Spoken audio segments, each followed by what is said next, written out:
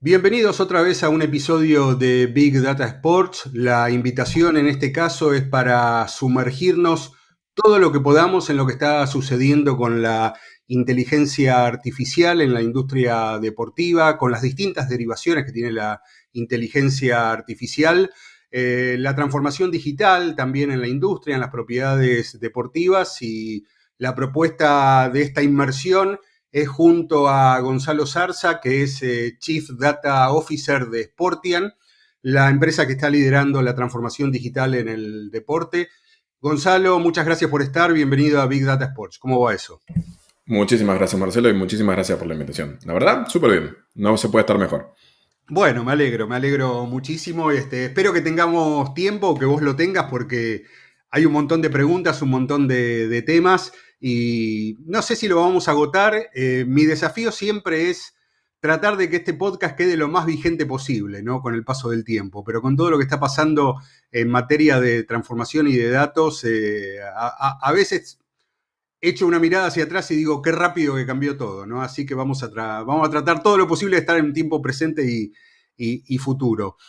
Gonzalo, como para arrancar, ¿qué es lo que está pasando con la inteligencia artificial ahora en la industria deportiva?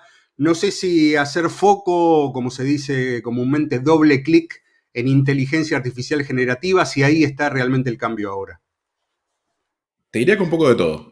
Sí, y algo que si querés lo charlamos más en profundidad, algo que fue muy notorio y que tiene mucho que ver con esto que decís de que avanza todo muy rápido, ¿no? La aparición de la inteligencia artificial generativa en general al deporte le pegó muy bien por un factor muy simple. Esta capacidad de comandar o de dirigir la inteligencia artificial hizo que muchas entidades deportivas, quizás más reacias quizás a inteligencia artificial, al uso de los datos, se dieran cuenta del valor que realmente tiene, y eso fue un avance gigante en estos últimos 2 años. O sea, cómo evolucionó la madurez del entendimiento de algunas entidades e incluso la apertura es algo súper positivo. Entonces, sin lugar a dudas, eso es gracias a la inteligencia artificial generativa. Bien, creo que estás hablando ni más ni menos de lo que empezamos a hacer todo, ¿no? Cuando la inteligencia artificial generativa, a ver, proveniendo de distintas compañías, de distintas tecnológicas que desarrollan sus propios modelos, de algún modo empezamos a jugar con ella, empezamos a ver que nos contestaba, que salíamos ya del plano, llamémosle transaccional, que es, por ejemplo, decirle a Google Maps, llévame a tal lugar, a Ujú. empezar a esa parte de conversación y empezar a descubrir un montón de cosas que estaban, o que empiezan a estar al alcance de la mano, ¿no? Totalmente. Te diría que la facilidad de poder interactuar y tener respuestas es lo principal. Y el sentirte que no necesitas a un experto quizás, o lo que ellos ven como un experto, un científico de datos, o ir a hablar con un técnico que te diga qué pasa en esta analítica, cuál es esta métrica, y poder hacerlo vos mismo. Eso creo que fue el factor fundamental. Y te puedo dar ejemplos desde el presidente de la Liga Española de Fútbol hacia abajo, todo el mundo lo empieza a usar. Y eso es brutal, digamos, como avance. Bien. Concretamente, ¿en qué desarrollos está Sportian en este momento yendo a lo que tiene que ver con este tipo de inteligencia artificial? Te diría que un poco de todo. Hay algunos ejemplos que si querés charlamos más en detalle, pero como esto toca todo el espectro del uso de los datos, hay soluciones que van desde cómo ayudo a los fans a entender un poco mejor el deporte y su interacción con el deporte, de qué consumir en el momento que lo quieran consumir, muy cerca de las generaciones mucho más modernas o jóvenes, si se quiere, hasta cómo se usan los datos deportivos en los clubes de primera división para maximizar su rendimiento, tanto colectivo como de jugadores. Ahí hay un espacio en el cual hay una infinidad de datos, muchísimos datos. Diría que hoy el acceso a los datos no es un problema, sino Ujú. la utilización de los datos y cómo con inteligencia artificial generativa podés procesar eso de forma muy simple con lenguaje natural para sacarle partido. Cosas como en qué momento un jugador tiende a cansarse más en base a ciertas características específicas del partido. Si es por la noche, si es por la tarde, si corrió más, si no corrió más, si hubo fecha FIFA, si no hubo fecha FIFA. Eso que quizás antes requería un análisis, necesitaba algún desarrollo puntual con un Jupyter Notebook o lo que sea, hoy lo hace en contexto y lo hace gente que no necesariamente tenga ese alto nivel de data literacy, ¿no? Como se dice en inglés. Bien. A ver, toda esa información que vos describís, que tiene que ver con la performance, llegado el Sí. caso, era información que de algún modo ya estaba, ¿no? Los preparadores físicos, los fisioterapeutas, el staff técnico de un club, tenían todos esos datos, probablemente no tan integrados, Ujú. cada uno, bueno, buscando cuál era el punto de intersección, ¿no? Entre los datos que se tienen y que luego se pueden transformar en conocimiento. La instancia de la inteligencia artificial generativa es la que permite ahora acceder no solamente de una forma asertiva a toda esa información, sino que rápida y a lo mejor sin una necesidad tan acabada de cómo funcionan las herramientas, sino de cuál es la utilidad que me da la herramienta. Totalmente. Te diría que es una concepción en conjunto de la inteligencia artificial generativa y el surgimiento de los agentes como una solución que permite dar respuestas a algunas problemáticas muy particulares con un nivel de raciocinio particular, ¿no? Y ahora charlamos un poco más de eso. La información estaba, como bien decías, y te doy un ejemplo puntual de algo que pasa en la liga, tanto en primera como en segunda división hay entre 12 y 16 cámaras de alta resolución que en todos los partidos se están sacando miles de métricas por cada frame por segundo que estaban disponibles. Eso es un volumen inmenso de información, difícil de consumir si se quiere por el público de a pie, como se dice aquí en España, que hoy está disponible a través de esto. Bien. Me interesa un poco empezar a meternos en todo lo que se puede hacer con lo que se denominan agentes de inteligencia artificial. Primero empecemos por lo básico. ¿Qué es un agente de inteligencia artificial? Gran pregunta. Y acá como dentro del mundo de Big Data, que cada uno tiene su libro, hay diferentes definiciones. No hay ninguna que sea correcta o incorrecta, pero se puede resumir de la siguiente forma.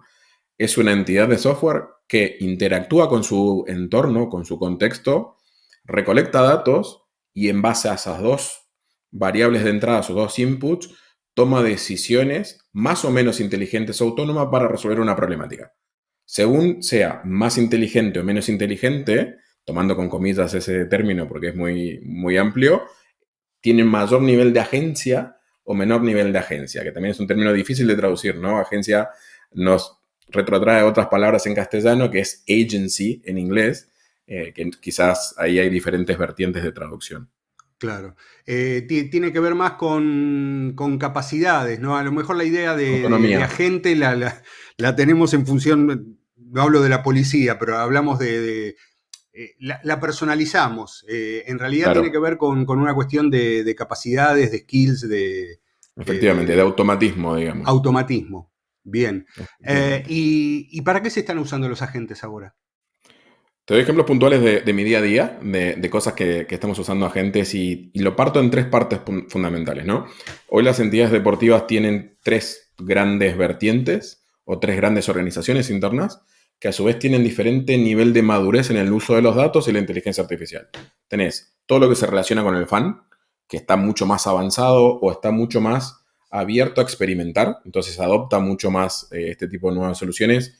Tenés la parte de rendimiento deportivo, como hablábamos de los datos que vienen de la cámara de alta resolución, que están en el medio, están muy abiertos porque saben que el uso de inteligencia artificial y de datos siempre es una ventaja competitiva, pero también tenés esa parte de todavía se hace mucha idolatría de la intuición o de ese conocimiento, el gut feeling que dicen los americanos, que no es exactamente la intuición, porque la intuición es algo bueno y el gut feeling no necesariamente eso, y tenés luego la parte organizativa que está años atrás. Entonces, empezamos por la parte del fan.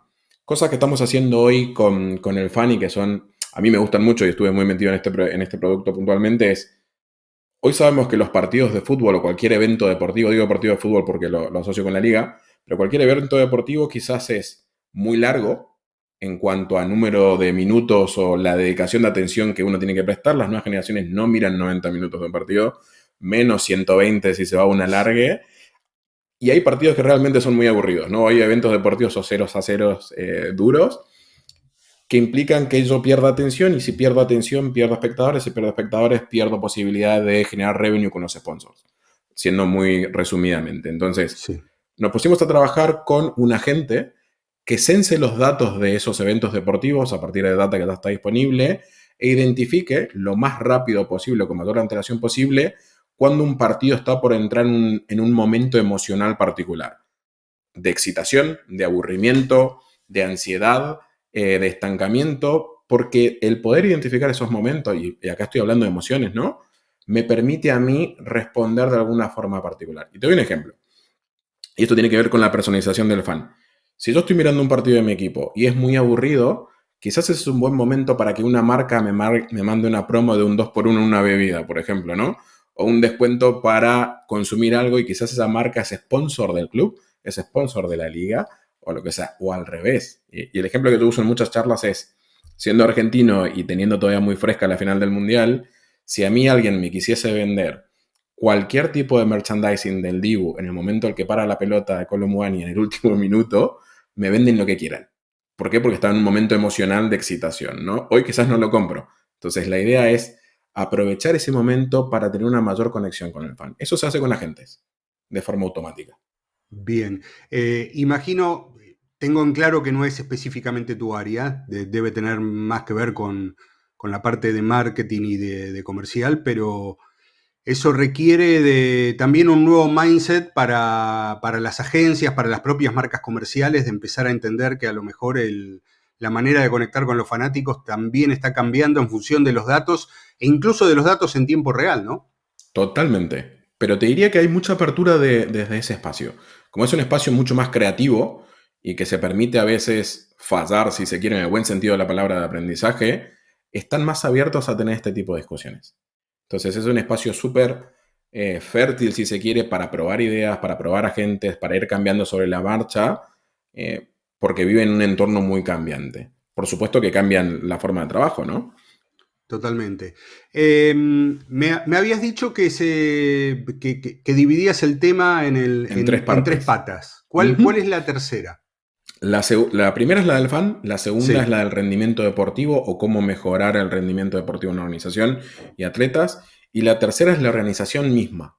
Y dentro de Ujú. la organización hay un montón de desafíos que muchas veces se dejan de lado porque lo urgente, lamentablemente, o para bien, depende de cómo, quién lo mire, son los resultados, ¿no?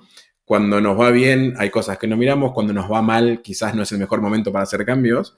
Entonces ahí hay un montón de posibilidades que quizás requieren, además de la capacidad tecnológica, un nivel de exposición súper claro, cuáles son los beneficios que se tendrían aplicando inteligencia artificial generativa.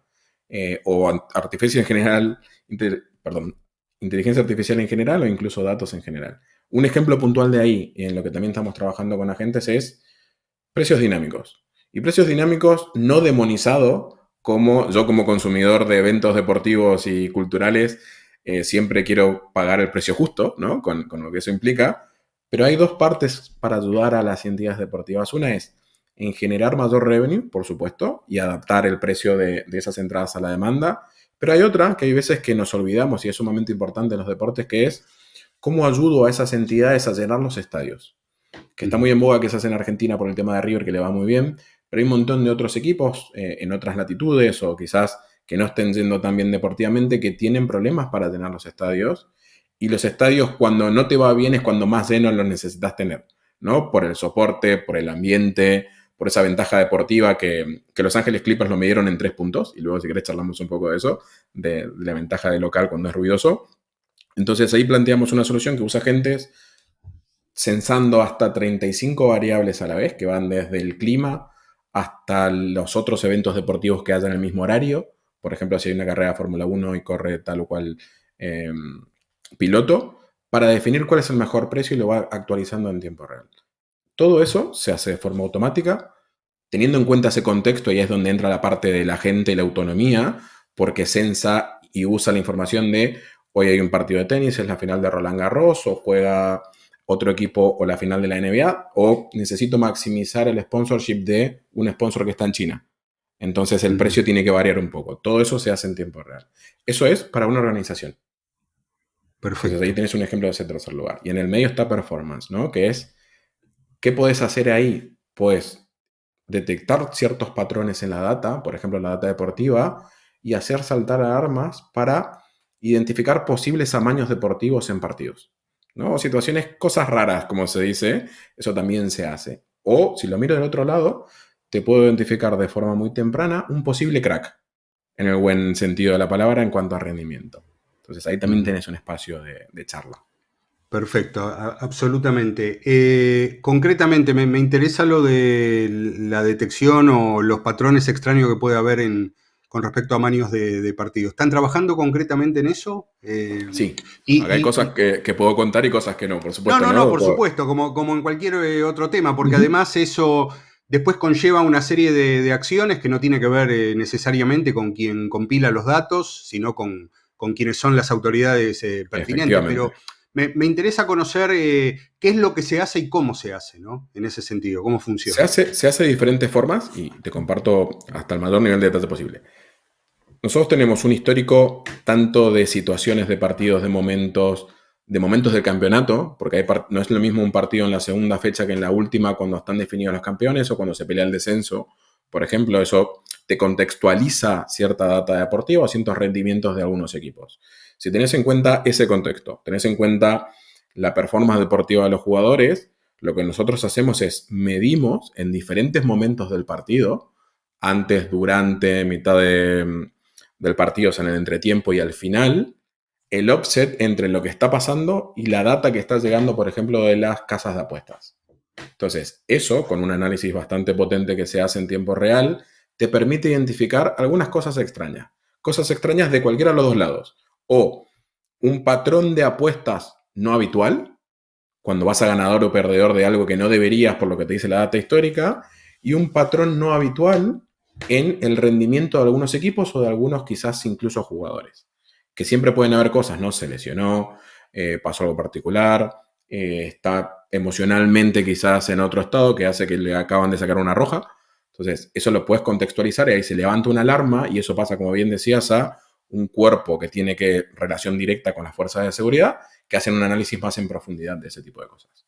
Eso hoy se hace en tiempo real con la misma información que se usa para el análisis de la performance deportiva que se le da en los clubes. Total. En un ratito me gustaría que nos vayamos hacia la costa oeste de Estados Unidos para Me hablar parece perfecto. de todo lo que tiene que ver con los Clippers, pero a modo de aterrizaje, imagino que hay un trasfondo cultural muy diferente con respecto a lo que es el uso de los datos, ¿no?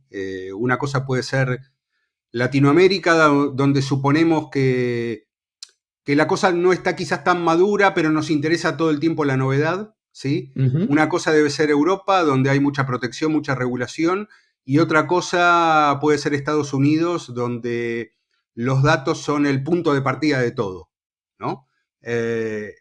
¿Ustedes notan que existe esos trasfondos culturales en cada uno de los lugares cuando trabajan con datos? Gran pregunta, gran pregunta. Arranco por lo más simple que me la dejaste por ahí fácil, ¿no? Hay una gran diferencia entre lo que es Europa y el resto del mundo por GDPR, Mm. básicamente. GDPR limita mucho y las sanciones posibles que pueden tener las datas deportivas, perdón, las entidades deportivas con el uso de la data son grandes, son Mm. porcentajes de facturación, entonces estamos hablando de decenas de millones de euros por una incidencia grave. Entonces eso limita mucho, si se quiere, el riesgo que se toma desde algunas entidades deportivas. Estados Unidos es lo opuesto, en muchos sentidos. Más allá de que tenés la protección de datos en California, hay otros estados que tienen una protección más similar, si se quiere, a lo que es Europa, pero en general es como mucho más libre en el sentido del uso y después se ve. América Latina está un poco en el medio, dependiendo del país, y quizás lo que sí se nota en América Latina es que hay mucho más eh, pensamiento de cómo lo va a recibir el hincha, ¿no? Cómo esto va a afectar a los seguidores del club, cómo va a afectar a la persona que disfruta el deporte, y viene por ahí un poco más lo cultural por ese lado, que se toman a veces menos riesgos por el que dirán muchas veces, ¿no? Estoy generalizando, no estoy hablando de ningún país puntualmente para que nadie se sienta tocado, pero sí que se nota una diferencia gigante. Estados Unidos es mucho más empresarial desde el enfoque del deporte y mucho más de el show en todo el espectro de la palabra. Sí, imagino de todas maneras que hay algunas diferencias porque no solo imagino, sino por algún conocimiento. Todo lo que sean los datos de performance del atleta en Estados Unidos, yo creo que el atleta tiene mucho más control sobre su propia información que a lo Ahora sí. mejor un futbolista estrella de Estados Unidos, ¿no? Entonces ahí quizás la ecuación se da un poco vuelta. Totalmente, y ahí también tiene mucho que ver con el tema de revenue. En Estados Unidos, de un tiempo a esta parte, no recuerdo ahora de memoria, pero luego lo buscamos, entra en efecto una disposición que implica que las universidades tienen que compartir parte del beneficio económico con los atletas. Eso abre la puerta a discutir un montón de situaciones y ahí la data de rendimiento deportivo y quién es dueña de esa data entra a tener una relevancia gigante y empieza a terciar de otra forma, ¿no? Desde ese punto de vista y hay una creciente necesidad o impulso de saber quién tiene mi data, cómo puedo acceder a esa data y cómo la puedo controlar. Eso es algo que en Europa no lo ves tanto Ok, todavía. Y en América Latina estamos un poco más atrás, si se quiere, porque la digitalización, si bien hoy la data está disponible en todos lados o con una solución de computer vision podés tener data de performance bastante buena, está un poco más inmaduro. Por infraestructura, sobre todo. perfecto, perfecto. Bueno, ¿qué ha hecho, en este caso, no sé si dividirlo en Sportian, en Globant, creo que es más del lado de Globant, el caso de los Clippers y del Intuit Dome, un estadio nuevo que ha nacido con la transformación digital puesta, ¿no? No fue un estadio adaptado, sino que fue hecho en función de, no solamente de lo que la transformación digital del presente indicaba, sino de una proyección futura. Me gustaría que me cuentes un poco qué está pasando ahí. ¿Dónde está la innovación? Totalmente. ¿Dónde está la novedad? Te diría que ese estadio es una locura en el buen sentido y la innovación y la novedad está absolutamente en cualquier lugar. Es un estadio que sale 1.300 millones de dólares, ¿no? Partamos de ahí, del nivel de inversión que hubo. Estuvieron involucrados tanto Globan como empresa matriz, como Sportian y parte de Globan en gran parte de esto, en diferentes momentos, ¿no? En diferentes lugares, Sportian aportando el conocimiento de dominio de llevar adelante entidades deportivas del calibre de la liga y Globan con todo su poder tecnológico en conjunto con Sportian. ¿Qué se hizo? La digitalización completa. Y una de las cosas que más llama la atención al punto de cuando fuimos con Manu Ginóbili, Manu estaba asombrado, habiendo vivido toda su gran parte de su vida deportiva en la NBA, con lo que implica y lo que está acostumbrado de algunos avances que había dentro del Intuit Dome. Pero básicamente lo que hicieron es plantear desde el vamos una experiencia totalmente frictionless para el fan. Hay infinidad de cámaras por absolutamente todo el estadio que van haciendo un traqueo para que la experiencia sea lo más simple posible para el fan. Y te doy un ejemplo. Vos te das de alta al estadio, no al club, eso es un concepto distinto. Ellos consideran que tu relación es con el estadio, sea un evento deportivo o sea un recital. Entonces tu relación y tu interacción es con el estadio, con el Intuit. Entonces tenés una cuenta con el estadio. Vos entrás al estadio sin pasar ningún control de nada. O sea, entras caminando como si estuvieras entrando a algún negocio o a tu casa. El estadio te detecta automáticamente. Obviamente, hay alguna persona por ahí vas a ver de costado con un iPad en el que le sale verde o rojo si tenés acceso o no. Y empezás a interactuar con el estadio. Hay una zona puntual del estadio que le dicen la grada de animación, usando los términos de España, o The Wall of Sound, que está detrás del aro del local, que tiene una pendiente muy pronunciada, mucho más que otros estadios, que lo que busca es que sea lo más sonora posible, porque ellos midieron que la ventaja deportiva cuando jugás de local y tus fans están engaged con el partido y hacen ruido y molestan al rival es de 2 a 3 puntos, que en la NBA define partidos, ¿no? Entonces, ¿qué hicieron ahí? Vos podés comprar una entrada para esa zona, pero no tenés un asiento asignado. Tu Ujú. designación de asiento te la dicen en el momento que estás en el estadio. De hecho, hay una pantalla súper interesante que te detecta el rostro, que ya te viene identificado el estadio, sabe quién sos y te dice qué asiento tenés. Y puede captar hasta creo que 40 personas a la vez y le va dando información en paralelo en la misma pantalla, según el ángulo. Y según cómo te comportás en los partidos, esto es 100% data de inteligencia artificial, cada asiento tiene un micrófono, tiene un sensor de peso, tiene un Están montón un locos. control remoto. Están totalmente Según, locos. exacto, según qué tanto ruido haces, qué tan parado o sentado estás, si estás en tu asiento, si no estás en tu asiento, te van dando puntos. Entonces te gamifican. Y a medida que sos mejor fan, vas a más partidos, haces más ruido, sos más revoltoso en el buen sentido de la palabra, te puedes acercar a la cancha.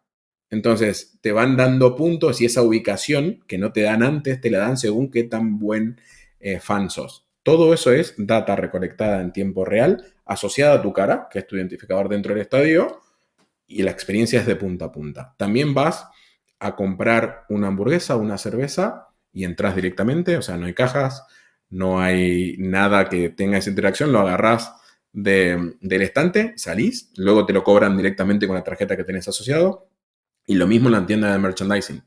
Entonces, hicieron un... ¿Qué buscaban ellos o qué buscaba Steve Ballmer? Ellos, como saben que esa ventaja deportiva de local la tenés, querían que estés el mayor tiempo posible en el asiento. Entonces, si hacían más fácil tu interacción con el consumo, estamos en Estados Unidos, buscan también eso, vos ibas a volver antes a tu asiento. Y eso fue lo que miró. De hecho, por fuera del campo no hay pantallas en ese estadio. No hay ni un solo monitor donde puedas ver el partido si no estás sentado mirándolo. Bien, ese es un cambio notable, por ejemplo, con otros estadios de MLS en Estados Unidos, Ujú. donde, por ejemplo, el estadio de Atlanta, donde quizás también tiene otra dimensión, ¿no? Pero tiene otro concepto donde no importa dónde vos te muevas, siempre hay una pantalla que te permite Claro, seguir el partido. Acá esto es esto, lo opuesto. claro. Lo opuesto Bueno, porque Steve Ballmer buscaba eso, básicamente, esa ventaja del ruido. Entonces no lo cual querían que estés haciendo fila. también es muy interesante porque no significa que la transformación digital lleve a que todos hagan lo mismo, ¿no? Sino que Totalmente. Tiene cada que uno ver con el entiende, modelo. claro, claro. Ahora, me parece que acá también hay una respuesta interesante cuando todavía hay gente que piensa que estas son cosas accesorias, que no son vitales para una organización deportiva o para incluso para una franquicia de la NBA. A mí recién ahora se me hace muy simple la respuesta, que es, mira, la idea es que estés viendo el partido la mayor parte del tiempo, contra el concepto actual de distracción que hay, ¿no? Donde Ujú. todo te distrae del juego. Bueno, acá hay un concepto central que parte de que no haya ningún tipo de fricción para que vos estés la mayor cantidad del tiempo posible mirando el partido y alentando al equipo. 100%. Y te lo planteo de esta forma que quizás también gran parte de esa visión surge de quién lidera el proyecto, ¿no? ¿Qué quiere Steve Ballmer, que es el dueño de los Clippers? Ganar el primer campeonato de la NBA con los Clippers. Los Clippers nunca ganaron la NBA. Entonces lo que él busca es maximizar las posibilidades de que eso suceda. Y construyó el estadio buscando eso. Entonces, el journey del fan dentro del estadio apunta a eso. Atlanta, en realidad lo que busca es que vos tengas la experiencia más placentera posible, independientemente de dónde estés. Entonces ponen mucho énfasis en que no te pierdas nada, de que estés a gusto, de que puedas ver el partido. Son enfoques distintos, ¿no? Quizás buscan maximizar el consumo de lo que es food and beverage o lo que es merchandising dentro del estadio. Entonces tienen otros objetivos. Bien. Viendo que hay distintas tendencias y distintas maneras de abrazar lo que es la transformación digital en cuanto a experiencias de fanáticos y de consumidores. Desde tu mirada experta, ¿para dónde entendés que está yendo la cuestión? ¿Qué es lo que está pasando o hacia dónde van los estadios del futuro? Estamos en un momento donde todo aquel que puede, empezando incluso en Latinoamérica, ¿no? Hay casos o Sudamérica, hay casos muy interesantes, todo lo que está pasando con River, con estadio lleno a tope, con 85.000 personas constantemente. Hay experiencias muy interesantes en Brasil, con por ejemplo Atlético Mineiro, que también Sí. es muy diferente a lo de los Clippers, pero hay un punto en contacto que es el fanático o el consumidor establece la relación con el estadio, no con el equipo, no con el evento, sino con el estadio. Exacto. Ese me parece un gran cambio. Bueno, con esta ensalada de temas, ¿para dónde entendés que está yendo el asunto? Es una pregunta difícil de responder porque depende Mm. mucho del contexto. Y estoy de acuerdo con vos. Yo creo que hay como dos partes y antes de responderte te doy un dato de que esto cuando nos lo contaron a mí me sorprendió mucho. En el caso puntual de la liga, el 95% de los fanáticos que siguen a los clubes nunca van a ir al estadio porque son audiencias internacionales. 95%, ¿no? Entonces, la experiencia que ellos plantean de cara a esa base de fans que tienen, tiene dos partes. Tiene de la del 5% que es la que puede ir al estadio, el otro 95% quizás cuando va de vacaciones a Barcelona puede ir al estadio si consigue entradas y demás, pero es una vez en su vida y la van a ver de otra perspectiva. Entonces, tiene una experiencia puntual. El otro 5% de esos saben que lo que tienen que hacer es hacer que sea placentero ir al estadio. En todo el sentido de la palabra. Facilitarte la vida. Facilitarte la vida para que puedas encontrar tu asiento de la forma más simple, para que tengas mejores instalaciones y que se acerque mucho más al mundo VIP. Lo que se está viendo de un tiempo a esta parte es, se está tratando de hacer que el mundo del hospitality, también River está yendo para hacia ese lado, baje un poco a los aficionados, que tengas más herramientas tecnológicas, que puedas ver si se quiere, y te pongo un ejemplo, cuando lo permitan los derechos audiovisuales. Si estás viendo el partido desde el estadio, estás en una esquina y hay un penal del otro lado, un tiro libre, yo darte en tiempo real una cámara o una simulación para que vos puedas ver ese penal desde otro ángulo o ese tiro libre de otro ángulo. ¿Qué hago con eso? Te mejoro la experiencia. Entonces, para eso necesitas que el estadio tenga una instalación de la red móvil brutal, porque son 30.000, 40.000, 50.000 personas consumiendo datos de forma masiva. Eso requiere charla de infraestructura, requiere una inversión, pero apunta hacia ese lugar. Y lo otro que apunta mucho, y acá también hay enfoques distintos, ¿no? Barcelona, que está cambiando el estadio, apunta a que vos vayas antes a la ciudad deportiva, tengas una relación mucho más grande con todo lo que hay alrededor, pero no necesariamente que entres a la cancha antes. Hay otro tipo de clubes, el Madrid quizás si se quiere, que busca que entres antes al estadio. ¿Por qué? Porque está en el medio de la ciudad y si generas lío alrededor vas a tener problemas, ¿no? Entonces, también tiene que ver con ese contexto por ahí. Pero todo apunta a una relación un poco más larga con el estadio y a cómo monetizar al estadio. No solamente cuando hay partido, que son 2 horas por semana, o si hay fecha entre medio, 4 durante toda la semana y el resto del tiempo está ocioso. Entonces quieren maximizar eso a través de otro tipo de relaciones, de conocerte más para entender qué ofrecerte en el estadio, sea entretenimiento, sea restauración, sea otro tipo de actividad. Va un poco por ahí. Esa es la tendencia común que se está viendo. No es simple, América Latina tiene sus particularidades, seguridad, público visitante, inversión, etcétera. Muchas veces también lo que pasa, que es diferente aquí, es que en América Latina muchas veces los estadios son del municipio o de la provincia. Entonces, por más que vos quieras cambiar cosas y tengas la inversión, no podés. Acá es distinto. Acá son propiedades de los clubes, mayormente. Totalmente, totalmente. En todo lo que estás mencionando y cuando puntualizás los distintos casos, hay un tema que se define con una palabra que me parece no hemos mencionado todavía, pero que también es muy actual, que es la hiperpersonalización, ¿no? Eh, 100%. en cualquier evento donde vayas ahora se habla de hiperpersonalización. Las compañías de medios también la están usando, bueno, todo el mundo. ¿Cómo entendés esa idea, ese concepto y qué significa para vos? Hay un poco de hype, diría, alrededor de hiperpersonalización. Como bien decías, todo el mundo la menciona. Pero creo que, o desde mi perspectiva, es a mí como fanático o como consumidor de un evento deportivo, es que me ofrezcas lo que yo quiero en el momento que lo quiero, sin tener que yo pensar, ir a buscar o que no sea molesto. Eso es el resultado de la hiperpersonalización. El entenderte, entender tu perfil, entender en qué momento querés consumir tal o cual cosa, que puede ser contenido, puede ser información del club o puede ser que me quieras vender algo. Para poder hacer eso necesitas recolectar datos. Para poder recolectar datos necesitas un ecosistema de puntos de interacción con esa persona. Porque no es lo mismo si yo voy al estadio con un amigo que si voy con un hijo, si voy con mi padre. Porque probablemente yo esté en un mood distinto y la hiperpersonalización tiene que discernir ese contexto. Eso es sumamente difícil de hacer. Sobre todo en Europa con la parte de GDPR, ¿no? Pero hoy, ¿qué tenés? La aplicación web del club, la cámara que te puede seguir al estadio si estás en Estados Unidos, la identificación de, incluso esto pasa en la NBA, si estoy mirando la pantalla, viendo un sponsor o estoy mirando la cancha, porque tiene la parte del reconocimiento facial que te permite levantar datos, o qué consumís, cómo interactúas con las redes sociales de tu club, qué pones en las redes sociales. Todo eso son puntos de datos que permiten hiperpersonalizar. El tema Bien, es, según dónde estés, eso está disponible o no está disponible, y ahí es donde empiezan los matices y empieza el conocimiento de cómo puedo cubrir esos huecos. Y muchas veces te permite inteligencia artificial cubrir esos huecos. Bien.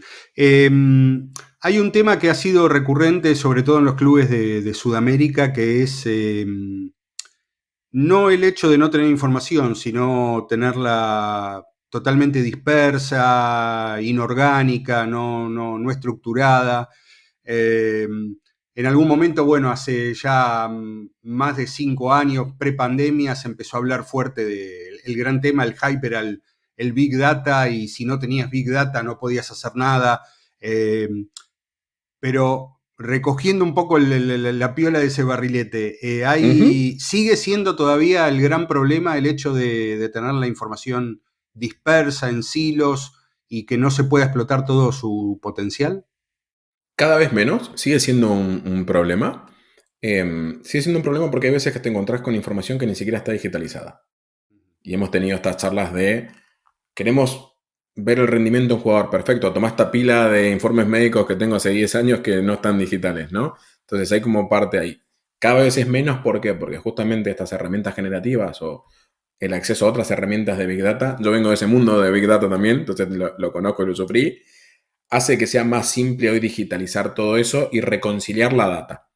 Entonces, sigue siendo un problema 100% y te diría que tiene que ver más con un problema de, ¿cómo lo decimos en castellano? Data literacy, de el entender cómo usar esos datos y que realmente ese problema de silos es un problema. Porque muchas veces te encontrás con, no, yo tengo toda esta data, pero no la puedes usar.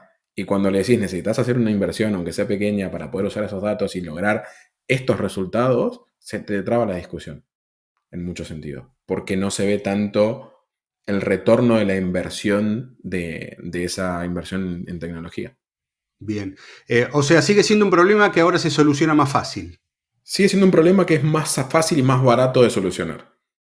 Te lo planteo de esa forma. Es más económico, hay otras herramientas que te permiten reconciliar y te planteo otra discusión relacionada con eso que tiene que ver y ahora vas a ver que vuelvo. Cuando hablamos de performance, que son estas cámaras de alta resolución que tienen los estadios, en América Latina eso es ciencia ficción. ¿Por qué? Porque cada instalación de esas sale $1 millón. Es algo prohibitivo. Ahora, eso sí te da un 99% de accuracy. Quizás para la mayor parte de los clubes con una cámara de $5.000 tenés un 80% de accuracy y ya tenés data para trabajar. Entonces, esa disponibilidad es mucho más simple hoy que antes no Bien. estaba. Entonces, por eso te digo que es un poco más simple, pero todavía es un tema en algunos clubes. Pero es más un tema de decisión que de tecnología. Bien. Que estemos todos jugando con la inteligencia artificial generativa, ¿hace más fácil, hace más entendible el hecho de cómo las herramientas, cómo los datos pueden contribuir a los objetivos de las propiedades deportivas? ¿Sentís que 100%. culturalmente se destrabó algo ahí? 100%. Te diría que nos hizo un gran favor a todos los que trabajamos en el mundo de los datos porque ejemplificó lo que antes nos costaba mucho decir, ¿no? De qué podés lograr los resultados, cómo poder hacer un análisis. Yo tengo conversaciones con diferentes directores de entidades deportivas que me dicen, no, estuve haciendo una investigación con ChatGPT y me dijo esto o lo otro. Entonces, se tangibilizó el beneficio. Ahora, también nos genera un problemita, que es, no es lo mismo interactuar de forma personal con una herramienta que no tiene que ser segura, no tenés que tener el GDPR, no tiene que cumplir con el departamento de legales del club, que hacerlo para el club, ¿no? Entonces, pero si esto me sale gratis con ChatGPT, ¿por qué me querés cobrar tal o cual cosa o por qué necesito esta otra herramienta? Es un poco más difícil de explicar. Bien. En el sentido de, no le podés subir un documento legal a ChatGPT, o no deberías subirle un documento legal a ChatGPT, o que tenga información de rendimiento de las inferiores, porque estás hablando de menores. Entonces, toda esa parte, ahora se dio esa nueva discusión que antes no estaba, y que hoy es el por qué no puedo usar ChatGPT para esto que es gratis, ¿no? Ok, pero un club de fútbol sí podría construir su propio agente para hacer Totalmente, eso de una manera segura. 100%. De una ¿Sí? manera segura y de una manera mucho más simple. Y eso son cosas que estamos trabajando desde Sportian y desde Globant también. El poder entrar quizás en algunos casos de uso que son menos complejos desde el punto de vista del día a día de los clubes, consultar calendarios, información de un jugador, la histórica, procesar cierta información de una forma u otra, hacer comparaciones simples. Eso se puede hacer de forma relativamente económica y segura. Entonces estamos trabajando mucho desde ese punto de vista. Y la transformación es desde ahí, desde demostrar a muchos de los incumbentes que no tienen formación en data y menos en inteligencia artificial, qué beneficio les genera esto, ¿no? Y que no es solamente un juguete, sino que es algo que realmente se puede usar en el club. Bien. Cuando Sportian se acerca a una propiedad deportiva, a una liga, más allá del vínculo natural que tiene con la liga española, ¿no? Ujú. ¿Cuál es la visión que tiene actualmente Sportian de la marcha de la industria del deporte? La visión es muy buena. Lo que nos encontramos es que hay mucha más disparidad en el nivel de madurez de las organizaciones deportivas, que alguna cosa tiene que ver con lo que comentaste de lo cultural, ¿no? Estados Unidos tiene un nivel distinto porque ven al deporte como una empresa, entonces lo rigen con esas normas, pero te das cuenta de que hay algunas organizaciones súper avanzadas y hay otras organizaciones que son más tradicionalistas. Entonces el nivel de madurez que tienen, incluso tecnológico, y te lo doy un ejemplo más puntual, hay clubes grandes en Europa que no tienen un responsable de tecnología. O sea, no hay nadie en la organización que lleve adelante tecnología. Entonces, ahí la discusión es distinta. Hay otros clubes que tienen su propia empresa de tecnología, pequeña consultora, que la charla es distinta. Entonces, tenés mucha disparidad respecto a eso. Y lo mismo te pasa con la ATP, la WTA, Wimbledon, la Major League Rugby de Estados Unidos. Hay mucha disparidad, entonces tu forma de encarar esas discusiones o esas conversaciones para poder ayudarlos es muy diferente. Bien. Y como todo, imagino que el panorama hace 5 años era uno y ahora tiende a ser otro. A lo que voy es, vos entendés que de acá a unos años cada organización deportiva va a tener que tener su responsable de tecnología. 100%. Ujú. Y me voy un poco más. Te diría que la mayor parte también deberían tener, quizás es el mismo sombrero, o la misma persona con dos sombreros distintos, alguien que sepa de data. Ok, Sea para mejorar la organización y ser más eficientes, o sea para tener una ventaja deportiva a partir del uso de los datos. Eso se está viendo, algunas organizaciones ya tienen las dos cosas. Hay veces que la misma persona es CTO, CDO, pero se está empezando a ver esa especialización también dentro del mundo de los datos. bien. Gonzalo, muy, muy interesante todo, te agradezco mucho. Un placer. Tomo para adelante el desafío de revisar este podcast en algunos meses y ver cuántas cosas han quedado atrás. O si es un poco también la sensación, ¿no? De percibir como que todo está avanzando a una velocidad muy, muy fuerte y a lo mejor es un poco la ansiedad de quienes estamos en el tema y cuando salimos a la calle vemos que en realidad el mundo funciona más despacio, no funciona tan rápido. Yo creo que se está acelerando todo, te tomo el desafío y a ver si resistimos el archivo, pero habrán visto, y esto puntualmente hace algunos días salió una nota en la cual la liga quiere usar inteligencia artificial para mejorar el mundo del arbitraje. Entonces, Sí, yo creo que está yendo mucho hacia ese lugar, está avanzando y se está yendo hacia ese lado, pero bueno, veremos. Tomo el desafío de ver si resistimos el archivo. bien. Gonzalo Zarza, muchísimas gracias y bueno, hasta la próxima. Un placer, gracias a vos. Hasta Gracias a luego. todos por haber estado y los esperamos en los próximos episodios de Big Data Sports. Hasta la próxima.